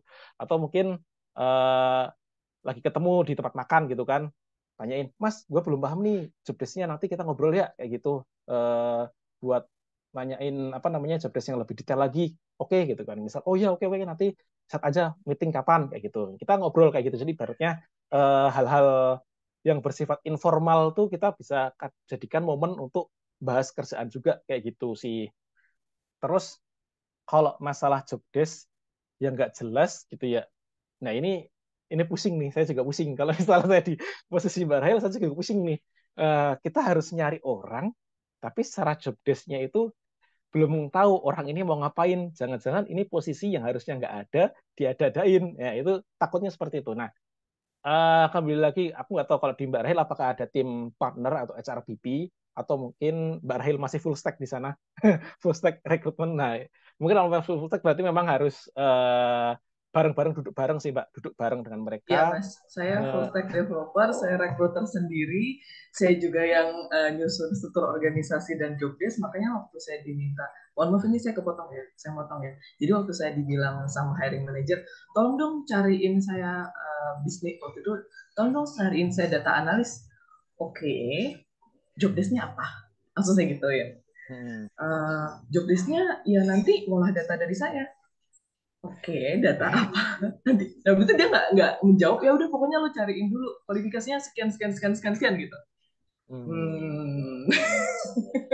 Oke, terus under supervisornya siapa? Gue aja dulu, nanti 3 bulan berubah lagi. Nah itu gimana tuh ya? Oke. Mungkin ada baiknya Mbak bikin dokumentasi ya, bikin kayak draft job description yang memang udah dibikin secara framework-nya ya. Jadi dirimu udah harus bikin template-nya. Misal contoh, kalau di tempat saya itu ada yang namanya form permintaan karyawan. Jadi di form itu tuh udah detail banget, mulai dari job posisi yang diminta apa, levelingnya apa, divisinya divisi apa, struktur organisasinya kayak gimana, requirement-nya seperti apa, persyaratannya di situ, terus job description-nya dia bakal responsibility-nya ngapain aja, itu ada template-nya kayak gitu, Mbak. Jadi ketika user minta, mereka harus ngisi itu dan harus sesuai itu, kayak gitu sih. Jadi harapannya mereka bisa mengisi dengan detail, dan ketika mereka udah ngisi itu, ya kita harus approval, kalau di saya ada approval sampai level head-nya, level head tim HR sama si usernya kayak gitu ya. Jadi mereka udah tahu ini bakal seperti ini, dan kita harus komitmen nih, jangan ada perubahan. Kalau misal job desk-nya kayak gini, jangan ketika kita nyari ntar berubah ya, nggak bisa gitu, kayak gitu. Kita harus sama-sama komitmen kayak gitu. Nah, Seperti itu Mas, sih. ini udah ada di FPTK-nya, udah ada jelas. Tapi gimana ya, Mas ya? FPTK-nya juga dia buatnya ngambang. Tapi kan sama BOD gitu. Jadi FPTK ya ada FPTK gitu. Cuma ya ngambang.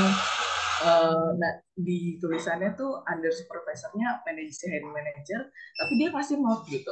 Note 3 bulan kemudian berubah supervisornya ke sini. Itu sih yang jujur bikin, mungkin ada beberapa teman yang di sini mengalami hal yang sama dengan saya gitu, atau mungkin ada juga yang baru kali ini dengar curhatan kayak saya gitu, case-nya saya gitu. Itu, dan untuk struktur kan memang perusahaan yang sebelumnya itu adalah strukturnya sudah baku. Ketika ada jabatan baru, maka otomatis itu kan harus approval holding dulu. Nah, itu kita sudah ngomongin boleh aja sih minta jabatan ini, tapi strukturnya harus dirubah dan itu harus approval holding dulu. Gitu. Nah, menurut Mas, kita boleh nggak sih sebenarnya sourcing aja buat bikin pool talent gitu, tapi baru di proses seleksinya itu ketika menurut kita oke, permintaan ini bisa jalan, atau jangan, kasihan kandidatnya. Mudeng ya maksudnya saya ya? Paham. Kalau saya selalu menempatkan diri saya sebagai kandidat, Mbak Rahil. Jadi kita harus bisa kasih recruitment experience yang oke ke kandidat. Gitu. Kalau aku selalu menempatkan diriku seperti itu mindset-nya. Jadi kalau dari saya harus di-clearin dulu nih job desk-nya kayak gimana, responsibility-nya apa aja, kayak gitu. Kita harus clear dulu ke mereka. Kalau misal belum clear, mereka masih berubah-ubah, ntar dulu kayak gitu. Kita tegas aja, maksudnya kalau misal Bapak masih mau berubah-ubah, belum jelas seperti apa, kurang detail dalam menentukan responsibility-nya seperti apa, saya belum bisa maksimal untuk sourcing, karena kita harus mempertimbangkan juga perasaan kandidat kayak gitu ya. Kita nggak mau ngeghostingin kandidat kayak gitu. Misal bayangin Bapak nih sebagai kandidat direkrut tapi tiba-tiba ngilang, nggak ada kabar dan sebagainya. Gimana rasanya kayak gitu sih. Mungkin bisa seperti itu sih, Mbak, kalau dari aku memposisikan diri sebagai kandidat. Jadi harus clearin dulu aja job desk-nya. Mungkin boleh dituntun, mungkin ya mereka dituntun pelan-pelan, kita harus sabar ngajarin mereka seperti ini responsibility-nya oke kayak gitu. Kalau misal kita udah clear, oke ya, kita baru jalan kayak gitu. Harus lebih sabar juga sih, Mbak Rahil paling. Oke, bagaimana Mbak Rahil? Unek-uneknya sudah terjawab ya, teman-teman? Kayaknya ada beberapa dari grup yang sama mengalami hal yang sama saya. Kayak ada Mbak Nazira sama Lila juga mirip-mirip gitu. Tapi ya balik lagi sih, mungkin ada hiring manager yang punya hati yang sedikit manusiawi itu ada. Tapi ada juga hiring manager yang ya teman-teman ya. Yang kamu tahu kan ada yang begitu tuh. Iya betul. Oke, itu aja. Makasih Mas atas sharing ini. Semangat ya Mbak Rahil ya. Semangat ya Mbak Rahil ya. Menjawab ya teman-teman ya. Oke. Teman-teman, sesi untuk Q&A saya close, tapi karena di sini ada 2 pertanyaan Mas Aji di kolom chat, belasuan nih Mas Aji, saya rangkap aja. Ada dari Mbak Karisma Syarianti, gitu ya, dan Mbak Anis. Ini pertanyaannya Mas Aji bisa saling cek juga ya di kolom chat, gitu ya. Mas Aji, saya ingin tanya, tadi Mas Aji sempat mention soal user yang punya kriteria tertentu dan harus kita follow up terus. Nah, kalau kalau kita minta referral dari si user bagaimana? Referral dari si hiring manager, apakah itu boleh? Atau kita tetap ikuti SOP perusahaan yang misalnya perusahaan tidak setuju untuk ada pegawai yang mereferensikan pegawai lain. Oh, saling mereferensikan ya, Mas ya. Terus dari Mbak Anis di sini masih menyangkut SOP nih, Mas ya. Saling berhubungan mereka nih.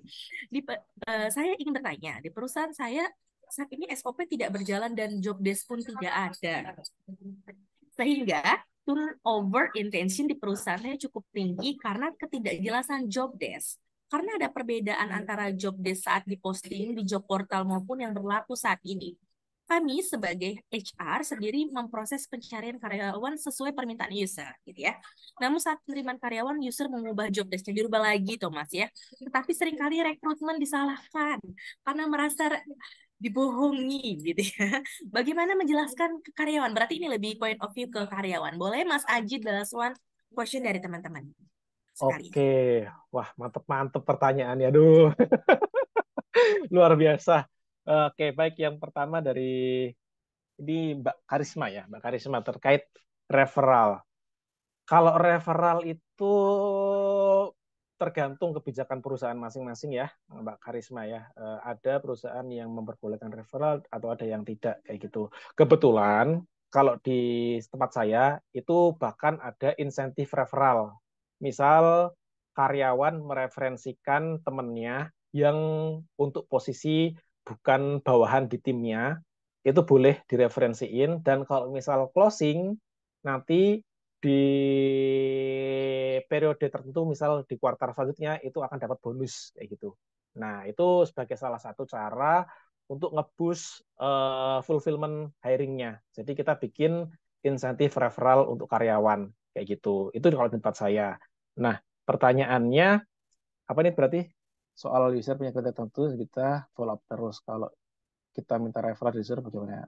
Oh ya nggak apa-apa. Kalau kita minta referral nggak apa-apa. Tapi harus di make sure di tempat Mbak Karisma itu apakah ada SOP yang memang memperbolehkan referral atau tidak. Kalau misal nggak tertulis secara SOP ya nggak masalah, minta referral aja supaya SLA-nya juga cepet gitu kan, dan bisa langsung closing kayak gitu. Kayak gitu sih Mbak Karisma, kira-kira apakah menjawab atau ada yang kurang ya dari pertanyaannya? Apakah cukup menjawab Mbak Karisma? Boleh di kolom chat juga Mbak Karisma, nggak apa-apa ya.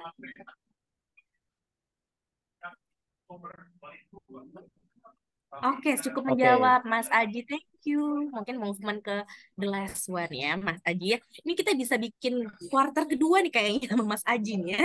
Belum semua member parsi nih yang bertanya. Oke, boleh silakan Mas. Oke, yang kedua kembali lagi tentang job desk ya. Jadi job desk tuh kalau main game gitu ya, buat teman-teman yang suka main game itu kayak misi ya. Kalau misinya nggak jelas, kita juga bingung sebagai player mau kayak gimana gitu. Aku selalu ngibaratin kayak gitu. Nah, memang itu jadi hal yang sangat-sangat krusial dan harus sangat di highlight gitu ya. Kalau misal job desk belum jelas, kalau di tempat saya tim tim people partnernya itu selalu ngehold dulu. Syukur alhamdulillahnya kalau di tempat saya itu udah ini ya apa ya, terbagi-bagi tugasnya. Ada tim people acquisition yang tugasnya rekrutmen, ada tim HRBP atau people partner yang tugasnya untuk strategik ke usernya, ada people service atau operation untuk payroll dan sebagainya. Nah, kalau di tempat saya itu ketika user atau hiring manager itu bawa FPK, form permintaan, itu harus lewat si HRBP terlebih dahulu. HRBP harus menganalisa nih kira-kira apakah posisi ini itu benar-benar sudah clear secara requirement-nya, sudah clear secara job desk-nya, responsibility-nya kayak gimana, dia bakal ngapain. Kalau misal udah clear, baru dilempar ke kami, ke tim people acquisition atau ke recruiter. Kalau belum clear, si user yang masih ngabang-ngabang, masih ngawang-ngawang, dan masih berubah, bakal di hold sama si people partnernya kayak gitu. Jadi people partner juga punya kewenangan untuk menolak bahkan posisi yang akan diminta kayak gitu. Jadi nggak semua posisi yang diminta sama hiring manager itu akan dilolosin sama si people partner. Ada yang di reject bahkan atau ada yang di hold dulu kayak gitu sih. Karena itu demi kelancaran dan ke apa ya efektifan proses hiringnya kayak gitu. Jadi nggak asal dilolosin semuanya.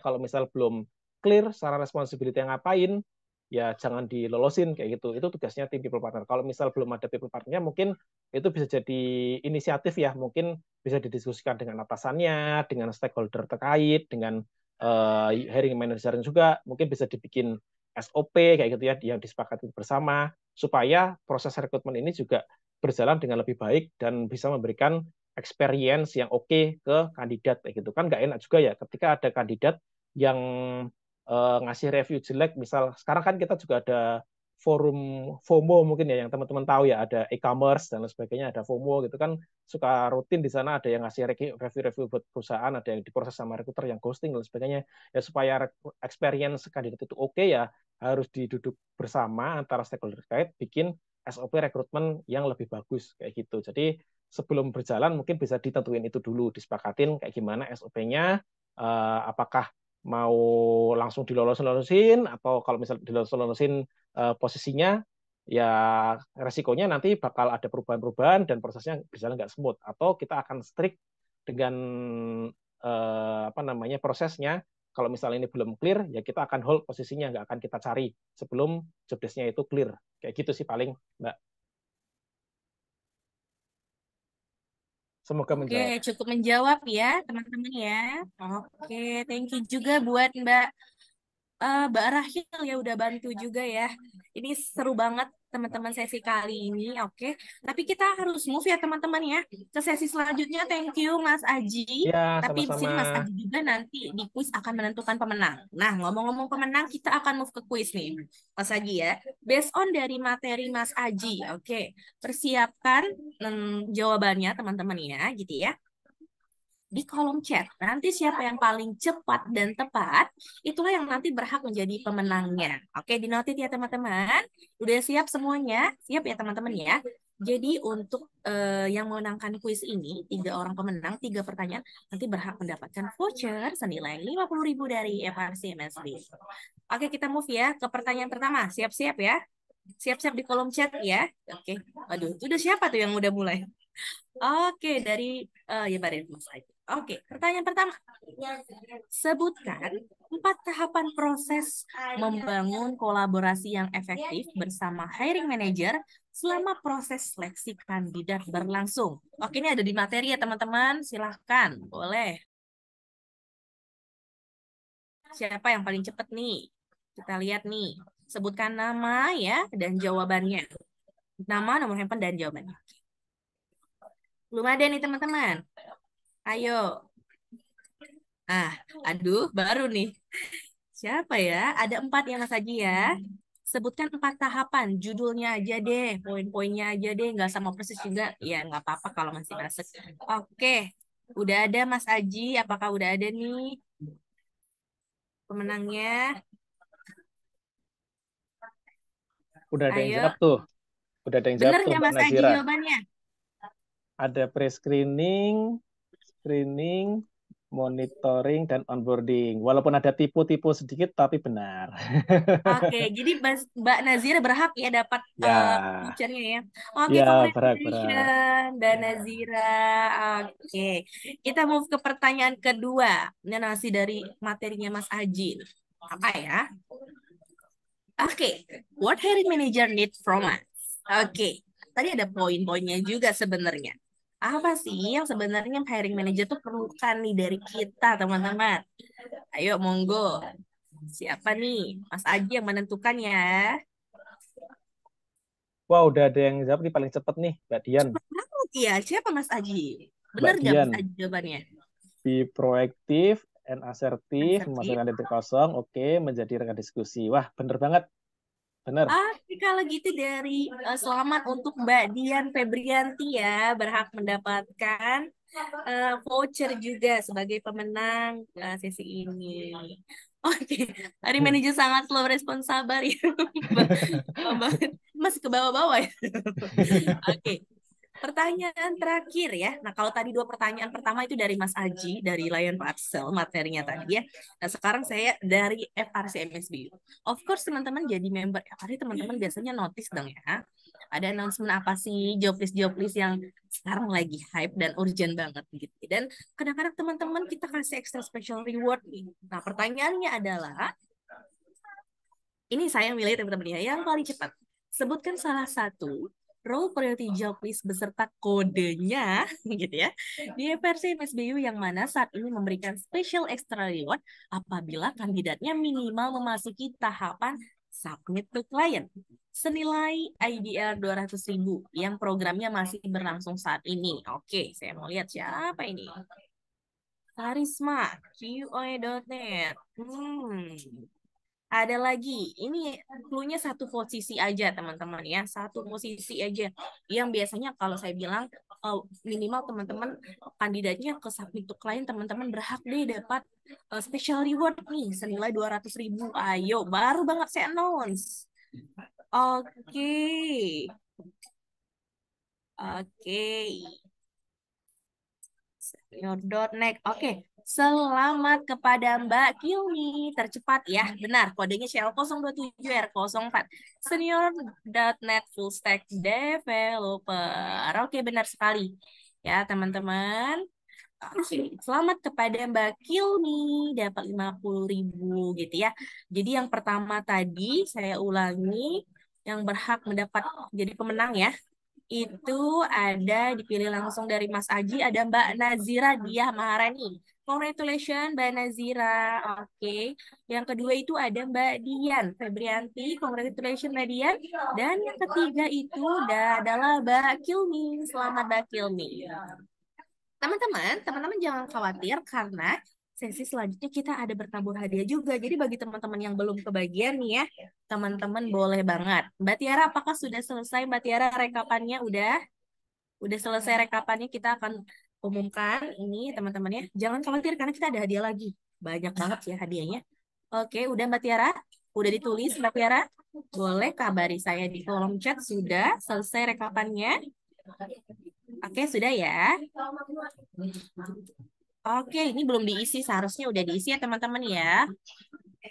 Oke, kita lewatnya. Tadi saya sudah sebutkan, tapi congratulations bagi yang sudah menang. Nah, selanjutnya teman-teman, please teman-teman isi ini ya, surveinya. Bagi 2 orang tercepat dengan masukan yang paling tepat, gitu ya. Maksudnya yang membangun untuk kemajuan kita ke depannya, berhak nih dapat voucher senilai 25.000. Oke, saya tunggu nih teman-teman, boleh diisi dulu. Tapi untuk pemenang ini, akan saya announce di grup FRC. Ya, saya akan announce di grup FRC hari Senin nih. Jadi Mas Aji, di FRC ini hari Senin ini kita banyak banget yang akan kita umumin. Yang pertama saya akan announce top weekly member. Gila ya. Kemudian karena bertepatan akhir bulan, of course ada monthly juga ya. Dan bertepatan kita udah quarter, ada top quarter lagi. Lagi-laginya yang terakhir saya akan announce untuk para pemenang nih. Baik yang tadi bertanya Mas Agi, kemudian juga yang berhak memenangkan kuis, kemudian ini ya, yang sudah mengisi form. Jadi teman-teman yang hadir, mohon dibantu ya Mbak Tiara untuk dikopikan. Iya benar sekali linknya bagi teman-teman yang hadir gitu ya untuk mengisi form ini. Dan karena ada masukan juga, akan saya umumkan juga hari Senin. Nah, bagi teman-teman di sini yang saya tadi bilang ya, ini aktif banget gitu ya teman-teman on cam gitu dan kayaknya teman-teman ngikutin banget nih gitu ya. Dan saya lihat mimik wajahnya gitu ya. Tapi kita lihat juga ya di sini ketepatan waktunya teman-teman yang hadir udah on point banget gitu ya. Congratulations, saya pilih kepada Mbak siapa nih? Mbak Karisma Cahyanti, selamat ya Mbak. Mbak juga dapat voucher dari kita gitu ya. Tadi nyatatnya serius aja mukanya gitu ya Mbak ya. Oke, selamat Mbak Karisma Cahyanti sebagai member teraktif tercepat. Gila ya Mas, tadi langsung masuk tuh. Saya tahan dulu ya. Kita tunggu, kita briefing sama Mas Aji dulu gitu ya. Iya, Oke iya. teman-teman, gak kerasa ternyata kita udah di penghujung kan nih, ujung kan benar dia di weekend ya, tapi kita udah di eh, penghujung acara nih. Saya mau ngucapin terima kasih nih buat Mas Aji ya atas waktunya. Sama-sama. Suatu kebanggaan banget nih bisa invite Mas Aji dari Lion Parcel yang sangat sibuk ya, sangat sibuk kegiatan Lion Parcel saat ini. Mas Aji juga sebagai member evaluasi di sini. Hopefully kita bisa ngadain session-session selanjutnya nih. Mungkin capture-capture lagi ya sama Mas Aji dan teman-teman. Bagi yang ingin keep in touch sama Mas Aji boleh banget. Ya mungkin ya Mas Aji ya, Ya, boleh boleh banget. di Silakan di add aja Aji, LinkedIn-nya. Ya, iya boleh di channel kita atau boleh mungkin ya mau raise Mas Aji langsung gitu ya. ya. Oke. Thank you banget Mas Aji atas waktunya teman-teman juga. Tapi teman-teman sebelum kita nanti close gitu ya, teman-teman kita foto bersama dulu ya. Sebelum kita foto bersama saya mau ini ya teman-teman ya. Boleh teman-teman open cam dulu teman-teman, berikan senyuman terbaiknya teman-teman. Mohon dibantu ya Mbak Tiara ya. Oke, kita ada 3 sesi pertama. Oke teman-teman boleh open cam-nya. Sesi pertama boleh Mas Aji dipimpin senyum jahenya. Senyum 3 jari. Unek-uneknya, iya unek-uneknya udah keluar nih semua ya. Oke, Oke. kita hitung ya bersama-sama. 1, 2, 3, jahe. Oke, sudah. Kalau Ya. gitu kita boleh ke sesi kedua. Fotonya boleh Mbak Tiara digeser ya. Sudah di capture. Oke, mungkin kita lebih ke senyum. Teman-teman bebas berekspresi. 1, 2, 3. Oke, sudah. Boleh mungkin di move Mbak Tiara ke sesi yang ketiga. Oke. 1, 2, 3. Oke teman-teman, thank you banget ya atas waktunya. Ditunggu announce-nya teman-teman ya. Announce-nya di hari Senin. Tapi kita sudah ada data rekapan dan recordnya. Jadi teman-teman nanti mungkin materi dari yang sudah kita pisahkan di sini, kita ada recordannya. Teman-teman bisa lebih afdol lah ya. Dan hanya untuk teman-teman yang memang hadir ya Mas Aji ya. Karena Ya. memang teman-teman udah ngeluangin waktunya untuk ngikutin kelas ini dengan serius gitu ya. Kita hargain waktu teman-teman di sini. Oke, so teman-teman, saya mengucapkan sekali lagi makasih buat Mas Aji. Sama-sama, saya juga terima kasih ke semua teman-teman. Kita saling sharing juga di sini gitu ya, saling kumpul juga. Terima kasih banyak atas waktunya. Oke, mungkin ada closing statement dari Mas Aji. Aduh, closing statement tadi mungkin di slide udah ya. Intinya jangan kendor untuk pepet aja usernya. Kalau nggak dipepet, kita yang dipepet. Gitu. Oke, jadi dipepet terus hiring manager atau kita yang dipepet. Ya gitu Iya, ya. betul. Iya.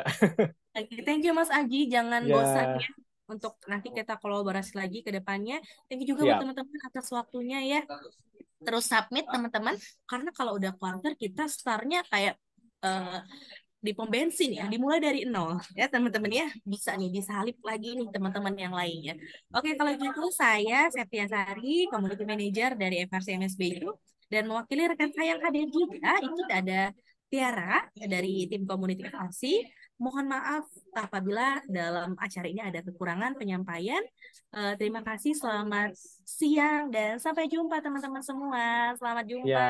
Thank you Mas Haji. Ya, Semua. siang. Terima kasih Terima semuanya. kasih, sampai jumpa. Terima kasih, Kak. Ya. Thank you, Mas Aji. Thank you, everyone.